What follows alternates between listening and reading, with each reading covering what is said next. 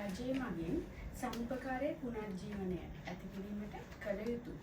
ඔබතුමා නව රජයට යෝජනා කරන්නේ මොනවද සභාපතිතුමනි?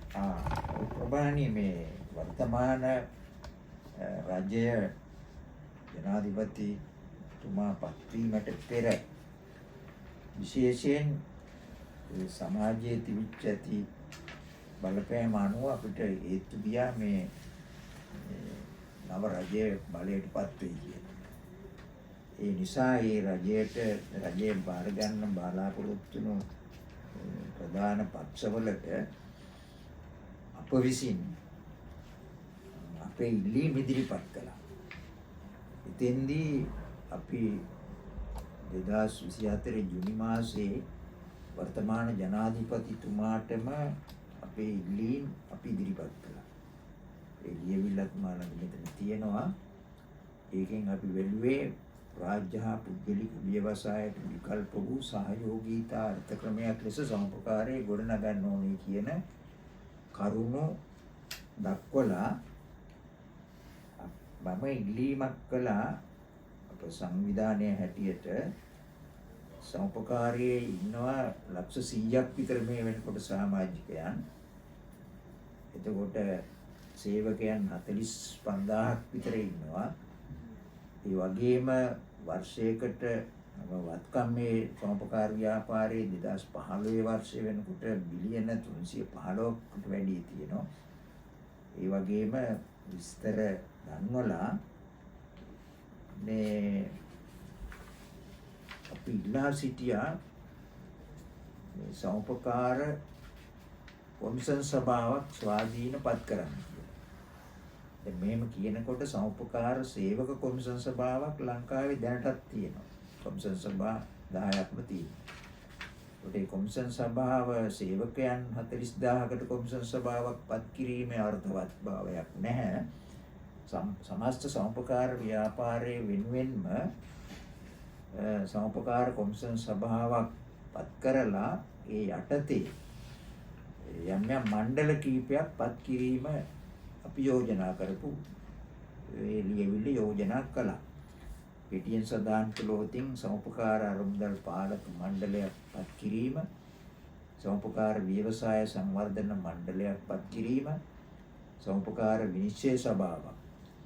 සමුපකාර විනිශ්චය සභාවක් පත් කිරීම රජයට යෝජනා කළේ රජයේ අධිකරණමය කටයුතු වලට සහනයක්ත් ඇති කරන්න. දැන් තියෙන තත්ත්වයේ හැටියට සමුපකාර කොමසාරිස්වරයාට සිවිල් අධිකරණ බලතල තියෙනවා. ඒ නිසා සමුපකාරී ආරවුල් විසඳීමේදී සමුපකාර කොමසාරිස්වරයා දෙන තීරණය, ඒ කියන්නේ බේරුම් කරන එකදී දෙන තීරණය සිවිල් අධිකරණයක දෙන තීරණයක් හැටියට තමයි සැලකන්නේ. ඒ අනුව මේ තීරණ ක්‍රියාත්මක කිරීම නොකර හැරියාම ඒ ආරවුල්කරුවන් මේ මහේස්ත්‍රාත් අධිකරණයට හෝ දිසා අධිකරණයට ඉදිරිපත් කරලා ඒ තීරණ අධිකරණය මගින් ක්‍රියාත්මක කිරීමේ ක්‍රමයක් තියෙන්නේ. මේකට විශාල ආරවුල් සංඛ්‍යාවක් තියෙන නිසා අධිකරණයේ කාලය විශාල වශයෙන් ගත වෙනවා.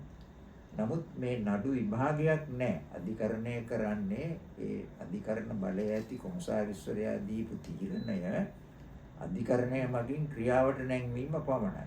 ඉතින් ඒ නිසා මේ අධිකරණයේ කාලය රජයට ඉතුරු කරලා දීම සඳහා අධිකරණ බලය ඇති සමුපකාර විනිශ්චය සභාවක් පත් කරලා ඒ විනිශ්චය සභාවට අවශ්‍ය කරන තීරක වරුන් ඒ නීතිඥවරුන් සම්බන්ධ කරලා ලැබීමෙන් ඒ අධිකරණයේ කාලය ඉතුරු වෙන අතර සමුපකාර ආරවුලුත් කඩිනමින් විසඳා ගැනීම සඳහා මොකද නඩු විභාගයක් නැහැ.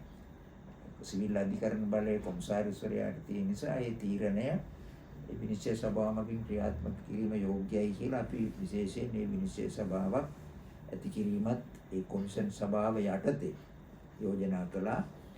තවත් යෝජනා කළ කාරණයක් තමයි දැනටමත් තියෙන ජාතික සමුපකාර සංවර්ධන ආයතනය කියලා විශාල භූමි භාගයක අක්කර 40ක විතර භූමි භාගයක පොල්ගොල්ල ප්‍රදේශයේ දැන් මේ කාරණා ඉදිරිපත් කිරීමේදීම අපිට මතුවෙච්ච කාරණයක් තමයි ඒ වෙලාවේ පැවතිච්ච රජය ඒ ආයතනය විකිණීමට සැලසුම් කළා. සමුපකාර දෙපාර්තමේන්තුව වසා දැමීමට කැබිනට් තීරණ ගත්තා. මේවත් එක්ක අපි විශේෂයෙන් ඒ පැවති රජයේ ඒ තිබිච්ච සමුපකාරයට හානිකර තීරණ ගැනීම නිසා මේ ජනබලවේගයේ නායකතුමාට අපි මේ කරුණු පෙන්වලා දුන්නා. සමුපකාරය සාමාන්‍ය ජනතාවගේ ජන ජීවිත නගා සිටුවන්නට ඉතාමත් අත්‍යවශ්‍ය කාරණයක් නිසා ඔබතුමාගේ රජය මේකට මැදිහත් වෙලා මේ සමුපකාර අධ්‍යාපන හා පුහුණු ආයතනයට දැනට ක්‍රියාත්මක වෙනවා. ඒක තවත් වඩා හොඳින් ක්‍රියාත්මක වීම සඳහා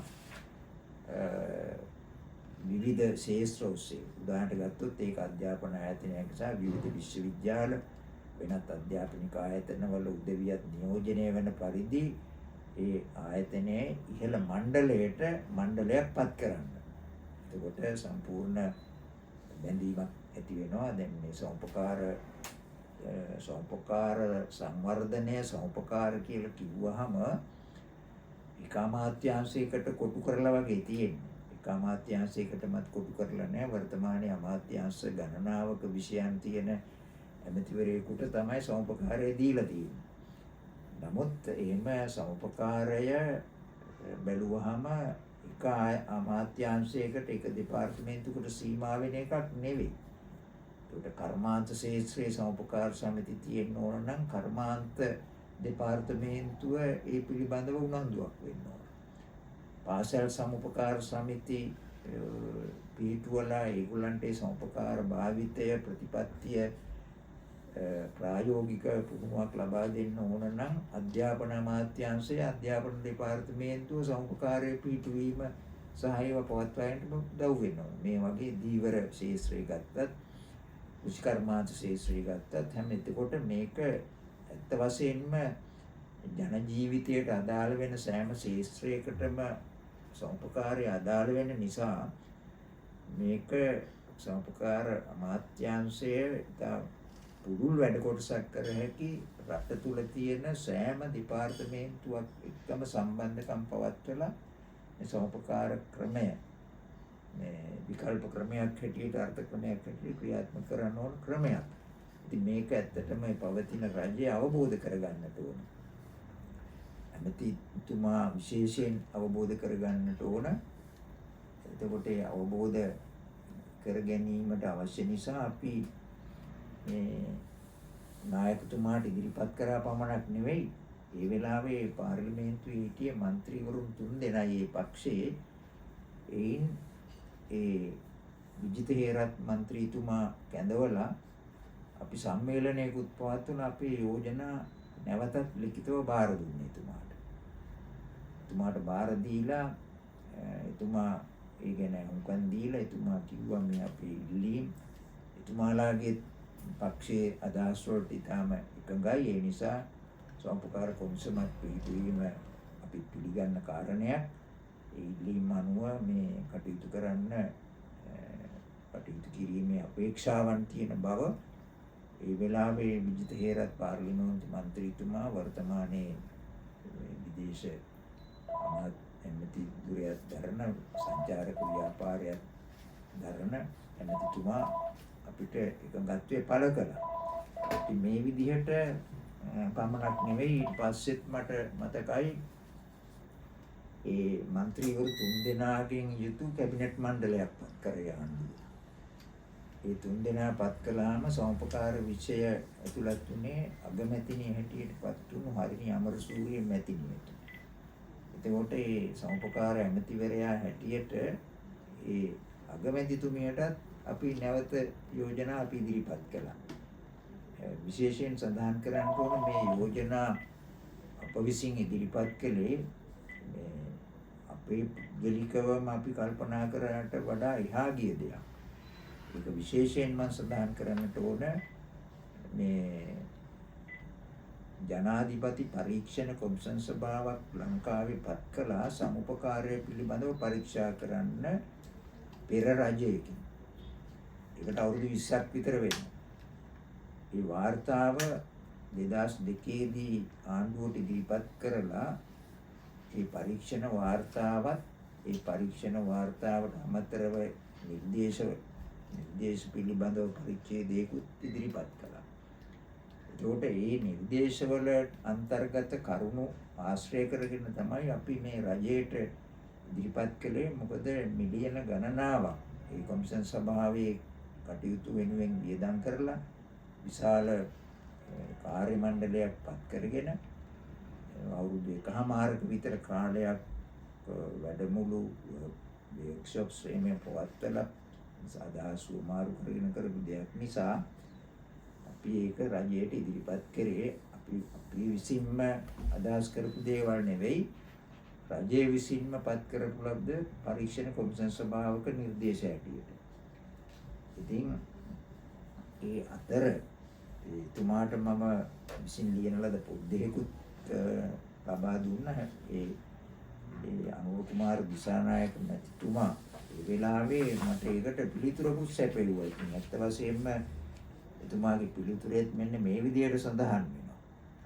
රාජ්‍ය හා පුද්ගලික ව්‍යවසායයට විකල්ප වූ සහයෝගීතාර්ථ ක්‍රමවල සමුපකාරී කියන ශීර්ෂයෙන් මට සඳහන් කරනවා ලිපියේ සඳහන් කරුණු මෙන්ම අප වෙත යොමු කළ ග්‍රන්ථ දෙකෙහි ඇතුළත් කරුණු බෙහෙවින් වැදගත් බැවින් ප්‍රතිපත්ති සම්පාදනයේදී සැලකිල්ලට ගනු පිණිස ඔබගේ ලිපිය සහ ග්‍රන්ථ දෙක ජාතික ජනබලවේගයේ ප්‍රධාන ලේකම් මහතා වෙත යොමු කළ බව දන්වනු කැමැත්තෙමි. එහෙම කියලා නැවතුනේ නෑ. එතුමා කිව්වා සාධාරණ සමාජයක් සහිත පුරවැසියන්ට සතුටින් හා සාමයෙන් ජීවත් විය හැකි රටක් නිර්මාණය කිරීම උදෙසා අප පක්ෂය ගන්නා උත්සාහය තේරුම්ගෙන යහපත් පුරවැසියෙකු ලෙස මෙලෙස වටිනා අදහස් සහ යෝජනා රැසක් ඉදිරිපත් කිරීම පිළිබඳව ස්තුතියක් පළ කරලා මට මේ පිළිතුරක් දෙවුවා. ඒක 2024 7 මාසේ 2 වෙනිදා රාත්‍රියේ මට ඒක එව්වේ. ඊට පස්ව මම තවදුරටත් ඒ ජාතික ජනබලවේගයේ ප්‍රධාන ලේකම්තුමාට නැවතත් මම ලිපි යවුවා මේ මට වමනා නම් ඔබ සමග සාකච්ඡා කරන්නට පුළුවන් කියලා. එහෙම කළා. ඊට පස්සේ බලයටපත් වුණාට පස්සේ මම නිකන් හිටියේ නෑ. බලයටපත් වුණාට පස්සේ වසන්ත සමරසිංහ මහත්මයා ඇමති දුරේ බැලුවේ. එතුමාට ඉල්ලීම් ලිඛිත ඉදිරිපත් කළා. ඊට පස්සේ තව ටික දවසක් ගියා. ඒ රාජ්‍ය ඇමතිතුමා පත් කරන්නට උපාලි සමරසිංහ මැතිතුමා වගේ මට මතක. පත් කරාට පස්සේ එතුමාගේ අමාත්‍යාංශ කාර්යාලයට මම අපේ සංවිධානය වෙනුවෙන් දෙන්නෙක් ඉදිරිපත් කළ ගිහිල්ලා එතුමාට මේ අපේ ඉල්ලීම් බාර දුන්නා. ඒ මම විසින් ලියපු පොතුත් බාර දීලා ලොකු සාකච්ඡාවක් කළා. ඒත් වශයෙන් එතුමා තාම හොඳින් සවන් දීලා අපේ තියෙන වමනාව ගැන තේරුම් අරගෙන මේ යම් කටයුත්තක් කරන්න වෙනබෙයි කියලා අපි බලාපොරොත්තු වුණා. නමුත් ඒ සාකච්ඡාවලින් අනතුරුව කිසිදු ප්‍රතිචාරයක් නම් ලැබිලා නැහැ. ලිපිය අරගෙන යවුවත් ඉතින් ඒ කිසිම ලිපියකට පිළිතුරක්වත් ලැබිලා නැහැ. ඉතින් ඒවත් සාකච්ඡා කල්පනා කළොත් හොඳයි. මේ ජනතාව විසින් අපි යෝජනා කරන ඒවට ලිපිය ලැබුණයි කියලාවත් එහෙම වෙනෝ නම් ඒ වර්තමාන රජයෙන් අපි බලාපොරොත්තු වෙනවා මේ විදිහේ වෙනසක්වත් වෙන්න නිහඬතාවයම ආරක්ෂා කරගෙන ඉන්නේ නැතුව කොහොමවත් අපි බලාපොරොත්තු සහගතව තමයි මේ රජයෙන් ඉන්නේ. මොකද මේ රජය දිලිඳු ජනතාවගේ ප්‍රශ්නවලට මූලිකත්වයක් දෙන බව ප්‍රධාන කාරණයක් හැටියට එතුමාලා සඳහන් කරලා තිබෙනවා. දිලිඳු ජනතාවට මූලිකත්වය දෙන රජයක් නම් සමුපකාරයට මුල් තැන දීලා ඒකට අවශ්‍ය යෝග්‍ය පරිසරය ගොඩනැගීම නොකළොත් ඒ දිලිඳුකම තුරන් කිරීම සම්බන්ධ කාරණේ ඉෂ්ට කරන්න බෑ. ඉතින් අපි ලබාගෙන තියෙන අත්දැකීම් අවුරුදු 50ක විතර කාලය තුල සහ මේ නිරත වෙලා ඉන්න සජීවී සමුපකාර සංවිධාන ක්‍රියාත්මක කරන කෙනෙක් හැටියට අපි රටේ නායකයන්ගේ අවශ්‍යතාවයන් ඉටු කිරීමට මේ සමුපකාරය යොදවා ගන්න හැටියට ඉල්ලා සිටිනවා පමණක් නෙමෙයි. ඒක විශේෂ ජනතා සංවිධානයක් නිසා ඒ ජනතාව සංවිධානය කරන පිළිතුරන සමුපකාරය දියුණු කිරීම සඳහා අදහස් ඒවයි නිරත වෙලා ඉන්න නායකයන්ගෙන්ම ලබා ගන්න කියලා ලොකු ඉල්ලීමක් අපි කරනවා. මොකද මේක රජයේ නිලධාරීන් කරන වැඩක් නෙවෙයිනේ. රජයේ නිලධාරීන් සමුපකාර පිළිතුරන්නෙත් නැහැ. ඒවයි සභාපති කන්දරන්නෙත් නැහැ. කළමනාකරන කටයුතු කරන්නෙත් නැහැ. ඒ උදවිය මඟ පෙන්වීමක් විතරයි කරන්නේ. ඒ නිසා මේවයි නිරතව සිටින නායකයින් සමග සාකච්ඡා කරලා මේ දිලිඳු බව තුරන් කිරීම සඳහා යෝග්‍යම ක්‍රමයක් හැටියට සමුපකාරය යොදාගන්නේ කියන බලාපොරොත්තු වෙන ප්‍රබාණී විශාල උත්සාහයක් විශාල සෑම දිනකටම දැනුවත් කිරීම මම මේ වෙනකොට කරලා තියෙනවා.